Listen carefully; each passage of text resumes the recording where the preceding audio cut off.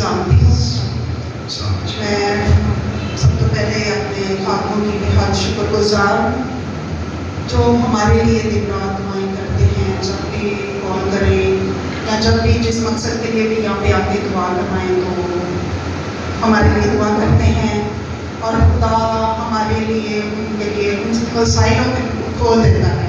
हम खुदा उनके बेहद शुक्रगुजार हैं। खुदा उनकी खाकों को बरकत दे, उम्र की दराजी अता करे, पीर सलामती अता करे।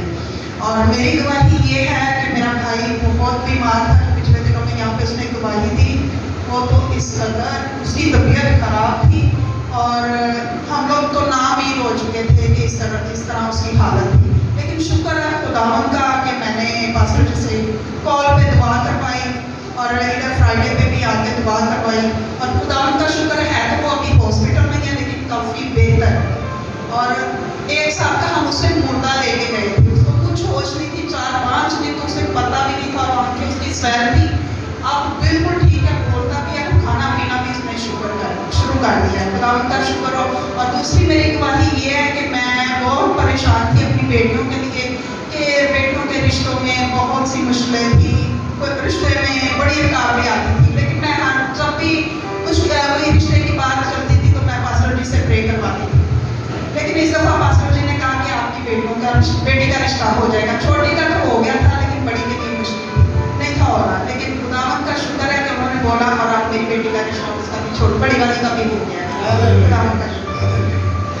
तो बहन ने मुझे कहा कि छोटी का हो गया है, बड़ी का नहीं हुआ, तो बड़ी किसकी है? एक वक्त आता है जब खुदा का रूह आपसे बात करता है और जो वो कहता है वो हो जाता है। शुक्रगुजार है बेटी की शिफा के लिए और बच्चों की अज़वाज के लिए। कसरत की बरकत बहन आपके साथ जा रही है। क्या करेंगे?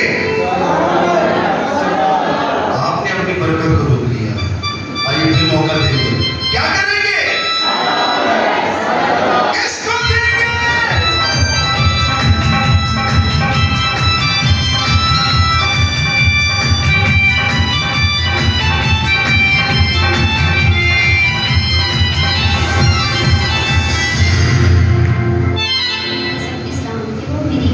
मेरी नौबत से रिलेटेड है कि उनकी काफ़ी ज़्यादा कंडीशन ख़राब थी और कुछ समझ नहीं आ रही थी मैं क्या हो गया एकदम से बिल्कुल बेजान सी होके वो बैठ गई थी।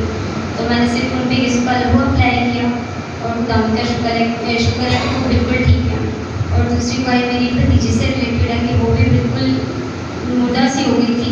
उसे हमें कुछ समझ नहीं आ रही थी कि उसे क्या हो गया, ना कोई डॉक्टर उसे पकड़ रहा था ना कोई होश आ रही थी उसे।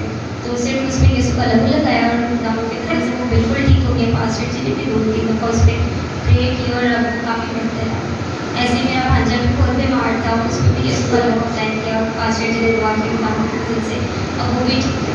हालेलुया। इन माहिर क्या करेंगे? किसको देंगे?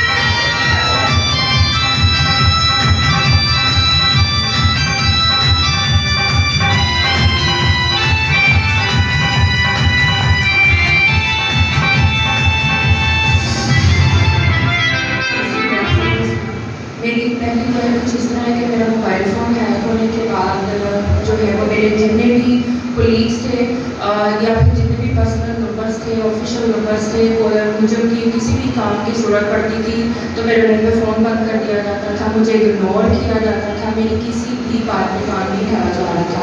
लेकिन जब पास्टर जी से मैंने दुआ कराई तो पास्टर जी ने कहा कि एक दिन आएगा वो उनको आपकी ज़रूरत पड़ जाएगी और ऐसा ही हुआ है। अब वो खुद फ़ोन करके ऑफिशियल और पर्सनल जो भी काम होते हैं वो लोग अब मेरे पीछे हैं। पहले एक वक्त था मैं उनके पीछे थी, अब वो मेरे पीछे है, उनको मेरे काम की ज़रूरत पड़ती है।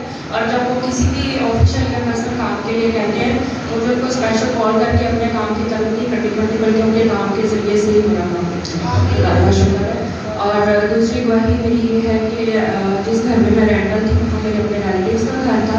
मैंने पास्टर से रिक्वेस्ट की कि आप दुआ करें कि मुझसे हर मंथ जो है वो अपने होने का बेनिफिट दिया जाए, मुझसे रेंटल का तलब ना किया जाए। और ऐसा ही हुआ, उन्होंने कहा कि आप जितनी देर मर्जी रह सकती हैं, आपसे रेंट तलब नहीं किया जाए। Hallelujah, hallelujah.